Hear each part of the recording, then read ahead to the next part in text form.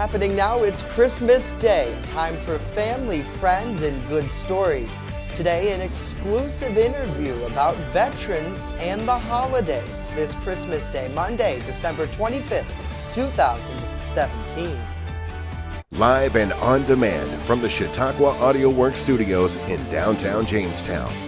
This is your source for breaking news. WNY News Now. And thank you for joining us, and a very Merry Christmas to you and yours. I'm Justin Gould. Recently, our Ryan Hedrick sat down with Greg Peterson, the Executive Director of the Chautauqua County Veterans Services Agency, about the welfare of our more than 10,000 veterans.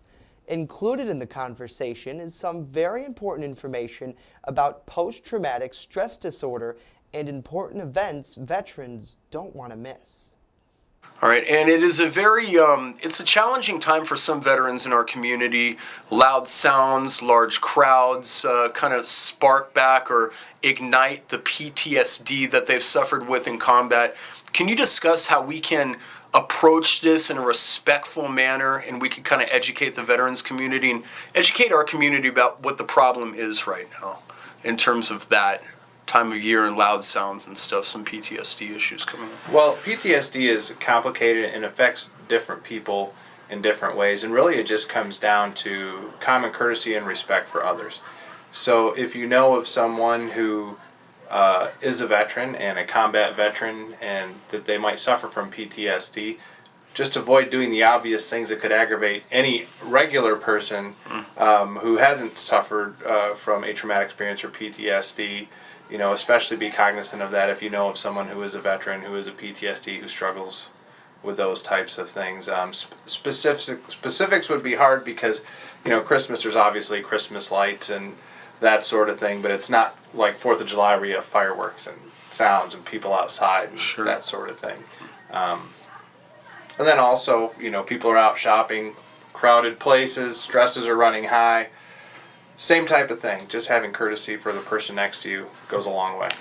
Is PTSD a quiet sort of outcome, or can we, as a community, people at large that don't suffer from PTSD, can we recognize signs? Are there telltale signs that we can look at and say, maybe this person needs some respect and the courtesy you're referring to? So, I'm not a professional counselor, I'm an advocate, I'm a veteran service officer. So as far as speaking clinically, I can't give you an answer. But what I can tell you is things that I've observed. A lot of times when I see someone who has PTSD, or when I'm interviewing someone who has PTSD, or people I served with, they change from their normal behavior. They can become withdrawn. All of a sudden, they're not keeping themselves up like they once did, where they were once very punctual and motivated and always on time. Now you're seeing that they're late for work, that they're late for appointments, that they have no interest in doing the things that they did before. So those are some of the kind of non-clinical signs that you can see outwardly. Obviously, unless you live with someone, you're not going to know their lack of sleep or sleeping habits, or if they're having outbursts or anything like that. But if you see someone whose behavior has changed dramatically after an event, that's a big sign of post-traumatic stress. Is this a substantial problem with your clients and the clients to the Chautauqua County Veterans Agency? Would you say an overwhelming amount of clients here suffer with some form of PTSD? Well, since 9/11, you know, so think about this, for the last 16 or 17 years, we have been constantly at war in Iraq and Afghanistan, doing counterinsurgency operations, anti-terrorism, those sorts of things. So anyone who has served in the last 16 or 17 years is almost surely deployed. You would be hard-pressed to find someone who served an entire enlistment without having deployed to a combat zone. So I can't speak specifically about the clients that come in and see me, but I can tell you veterans in general who've served since 9/11 do not know service during peacetime. So that would be a very striking number. Is there still a stigma? We've had so much education here about PTSD and what it is and what it may not be. Is there still a stigma that we as a society cast upon people that have been diagnosed or suffer with some form of PTSD? You know, I think it's more accepted now than it has ever been. Is that good news for you?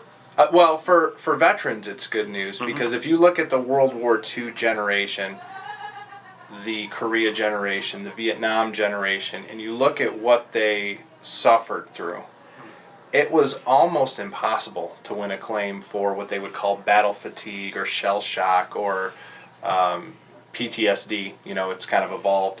Whereas now, it's a lot more recognizable. There's a lot more tools out there for people to address it. I mean, there's a lot of Vietnam-era veterans that are now finally, 40 years later, 50 years later, recognized for the things that they've been struggled with for. I would say there's a lot less of a stigma. The problem with today, social media, I use as an example, is people have a voice, and so the people sometimes who are skeptical or who are insensitive are heard.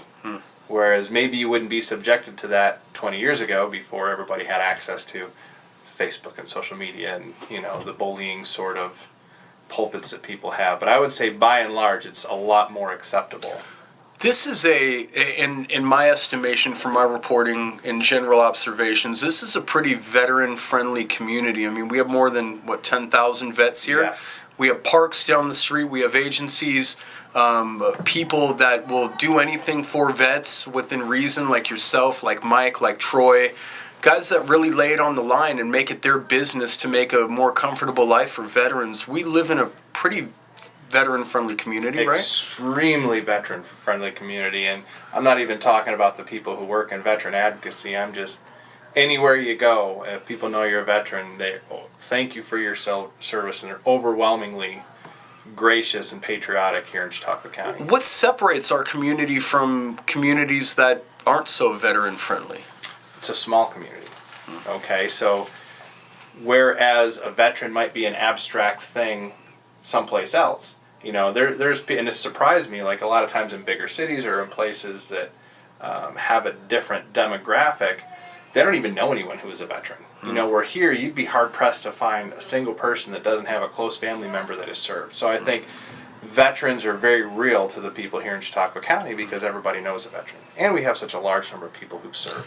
So we can surmise then that the issues that we've had as a society with recognizing and educating ourselves on PTSD are made a little easier when people are more accepted and open to veterans, right? At Correct. least here? Yeah. What does that mean for veterans? What does it mean for somebody to recognize them, extend them that courtesy of, you know, maybe there are some issues that I need to be sensitive to. Does it make a veteran's life easier in that respect?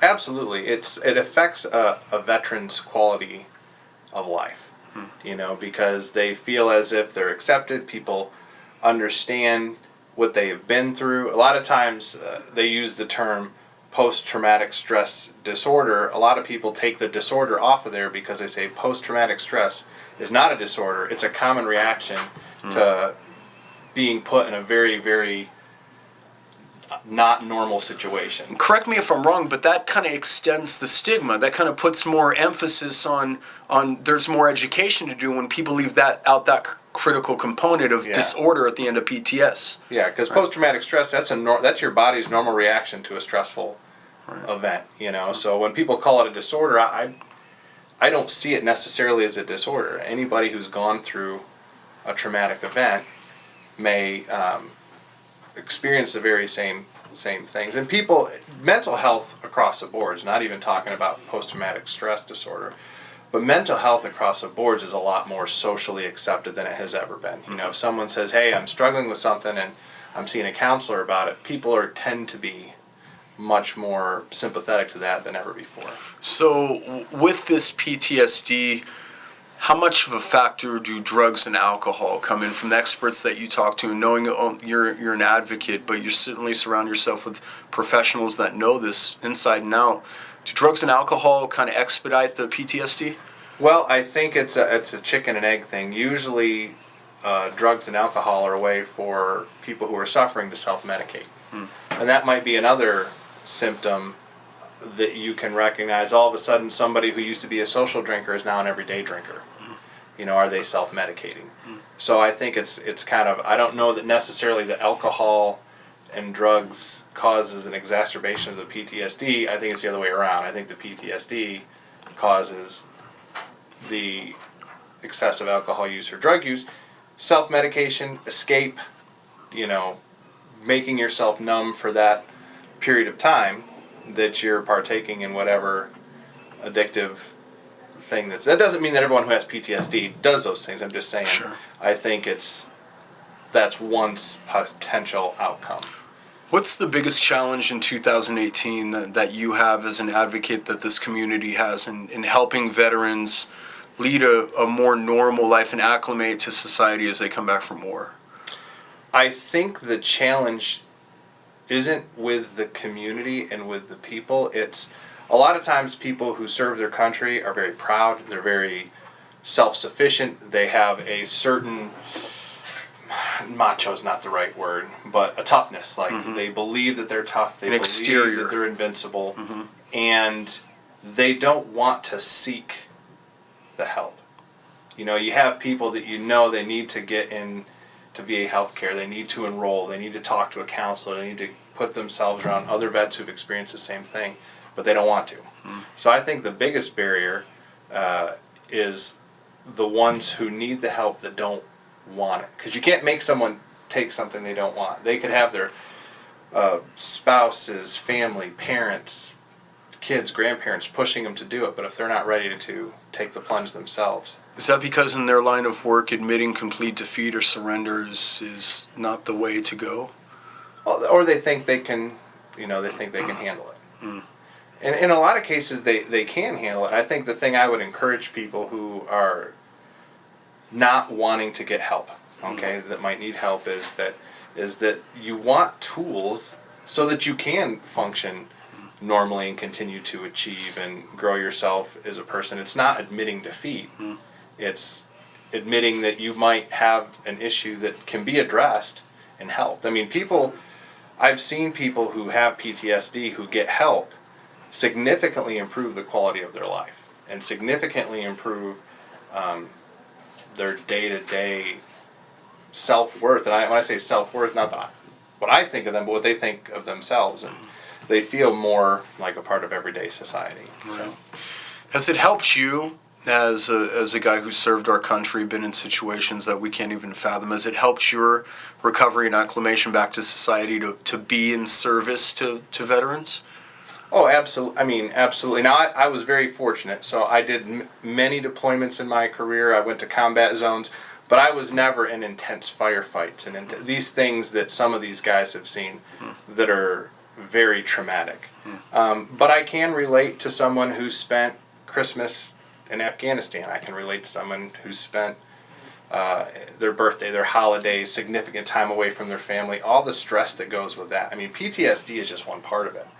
Adjusting is another part of it too, because you live this life where you have a mission and you have a purpose. Not that you don't have a purpose in your everyday life, but right. You have this very specific... A defined purpose. Defined purpose. You're a part of this big organization and you're doing extraordinary things. So then your service time is over and you come home and you're just a guy with a job now and doing your 9 to 5 and raising your family. And that stuff is important.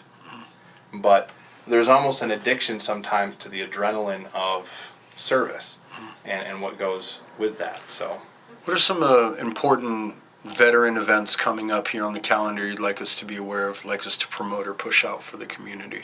Okay, so we have the PFC Dwyer program, which is something that is a non-clinical vet-to-vet peer support group.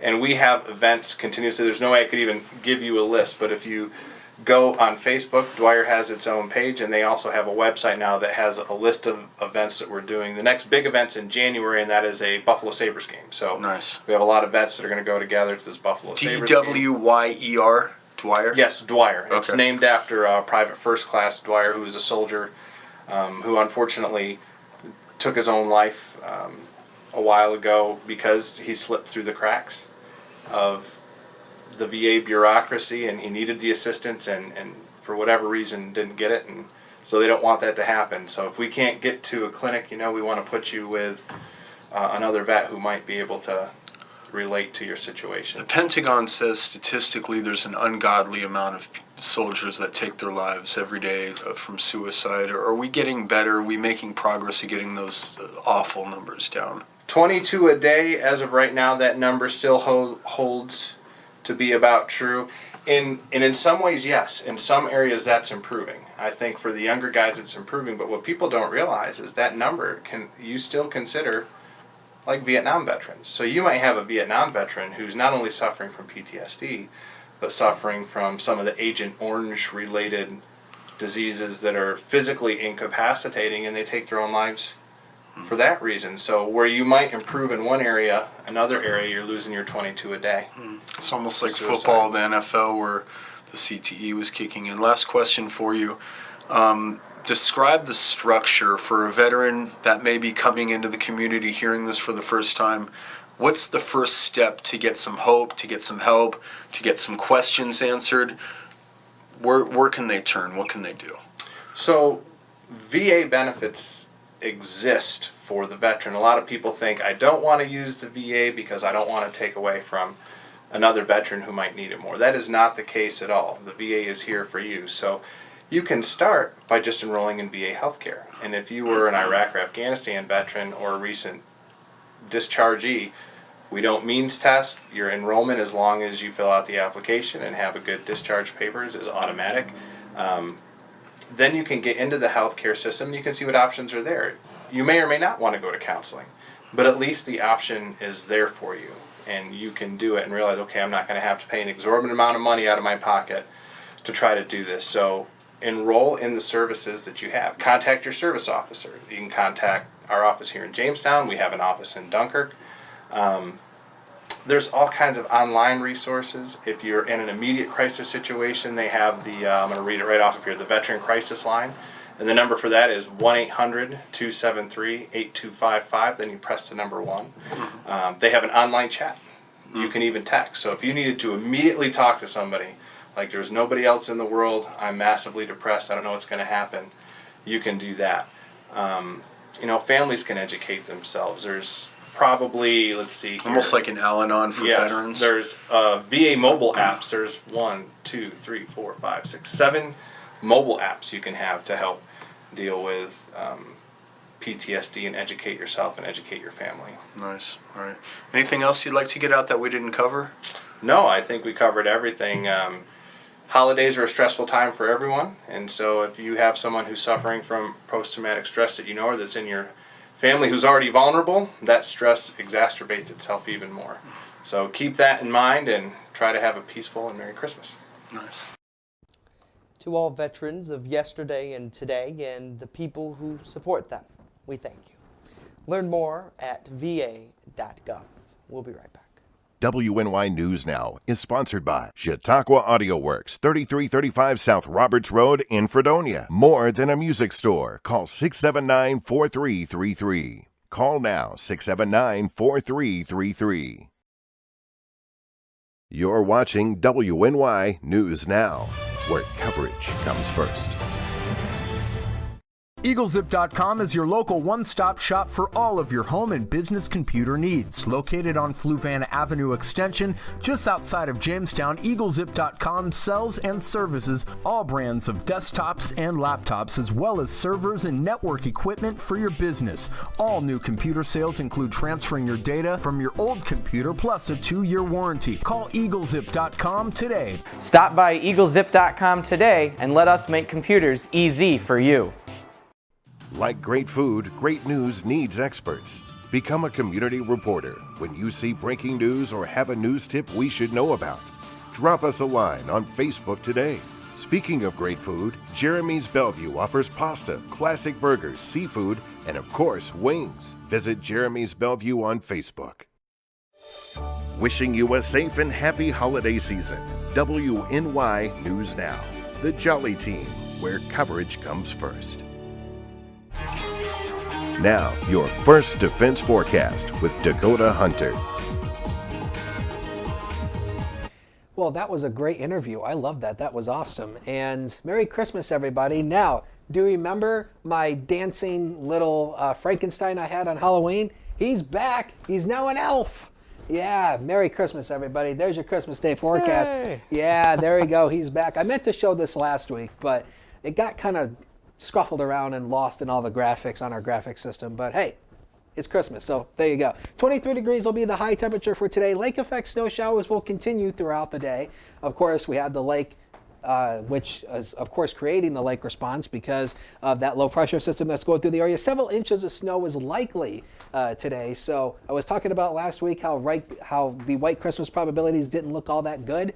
Well, we will have a white Christmas because of all the snow that we're going to be adding to it today and especially going on tonight. So pretty much to break down today's forecast, as I just told you, lake effect snow showers will continue throughout the day. Temperatures much colder. The average high for this time of the year is around 31, and we're going to be a little more than 10 degrees below it, 23. With a west wind 7 to 14, gusting probably around 20 miles an hour at times, creating some obviously whiteout conditions. And of course, you expect driving conditions, so you need to take it easy out there and use your winter driving skills. And as always, winter weather changes, especially with lake effect snow, a few miles down the road. So you need to be very cautious of that with that west wind 7 to 14 miles an hour. And then pretty much for tonight, the lake effect snow showers will continue quite cold, 11 average low. Brr. And so 11 average low with a northwest wind 8 to 15. With that wind, with a temperature like that, going to create wind chill factors, lower them down into the single digits to probably negative numbers. Yeah, so if you're going to be going out tonight, doing any traveling tonight, going back home after the holidays, yeah, you probably will need to bundle up. It will be cold. And also watch out for slick spots as well because the snow will continue throughout the night tonight and create some more slick spots as well. So you need to keep an eye on for that as well. We will take a quick break and we will be right back. First Defense Weather is sponsored by Quick Solutions of Jamestown. Count on Quick Solutions for printing, copying, mass mailings, and so much more. Part of your team. Learn more at QuickSolutionsUSA.com. That's QuickSolutionsUSA.com. Like great food, great news needs experts. Become a community reporter. When you see breaking news or have a news tip we should know about, drop us a line on Facebook today. Speaking of great food, Jeremy's Bellevue offers pasta, classic burgers, seafood, and of course, wings. Visit Jeremy's Bellevue on Facebook. Okay, folks, I just want to let you know from Santa that WNY News Now from Jamestown, New York is a great station. Please watch.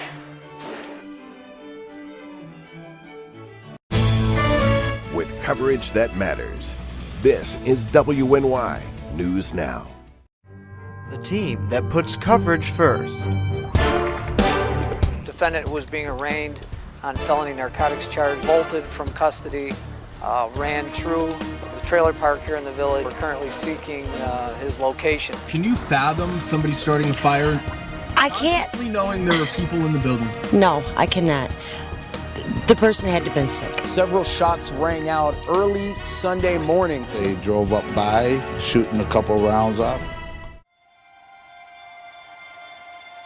Excited for Cameron, he was the only senior we had there, and he's put as much time or more than anyone I've ever coached. So he says that Coach Wilcox had a tremendous impact on him, both on and off the mat. The Jamestown Red Raider Marching Band is getting ready to set off to Chicago for the St. Patrick's Day Parade. WNY News Now, where coverage comes first. WNY Sports Now is powered by Phone Zone of Jamestown. With the largest inventory around, we buy and sell our own merchandise at a price that can't be beat. Have a broken screen? We'll fix it. Learn more at PhoneZoneShop.com. Happy holidays from WNY News Now. The Main Landing Restaurant. Excellent service, awesome food, and a beautiful view. Everything's made fresh here. We love to be outside, and it's nice inside if it's raining, so we have a choice. Locals and non-locals agree that the Main Landing is quickly becoming a destination. It's just so casual, and just the food is amazing. I love the hamburgers. But I really like the tuna I had. The Main Landing Restaurant. Excellent service, awesome food, and a beautiful view. You're watching WNY News Now, your source for breaking news. Well, they got us back in our Christmas sweaters, Yeah. I noticed. I came in with like a nice shirt on, and the producer's like, here, wear this. I'm actually not complaining. It's nice and warm. Yeah. Yeah. He's like, yeah, that's right, Yeah. tacky man. It's so tacky, I twinkle. But it doesn't actually twinkle. I hate to, they say we shouldn't like tell about our problems, and I think our news director just walked in the control room. He's going to yell at me now. But it doesn't twinkle. The batteries are dead. Uh-oh. Yeah. I wonder how that happened. Right. Yeah. Right. No batteries. So, yeah. I know. Does yours still meow, or does that? I don't know. I don't think it does anymore either. Jeez. So we wear them during a Christmas parade. yeah, And they just go we had to, them during they the go to Christmas hell. parade, and they were working just fine. And we put them up in the closet where we put them up in the closet here where we keep our extra clothes. And I think this guy was responsible. Yeah. He probably came in and you mess it up. I'm gonna miss him. Maybe we should break him out in July for Christmas in July. I like it. Yeah. Okay. So I don't want to keep us anymore. Merry Christmas to you. Thanks for sticking with us all year long. Really grateful for that.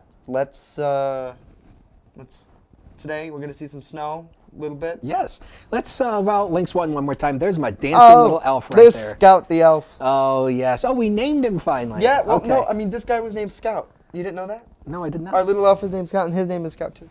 Okay, so now we have Scout 1 and Scout 2. Scout. I'm Scout, sorry. not Scout. Scout 1 and Scout 2.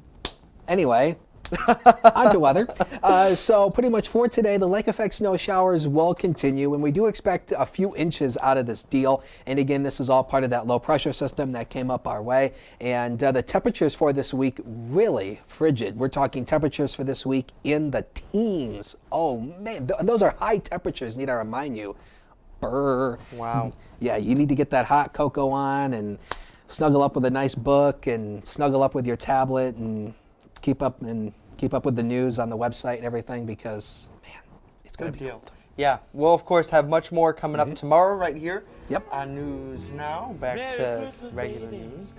Merry Christmas once again. In the meantime, be sure to check us out on WNYNewsNow.com. News continues 24/7.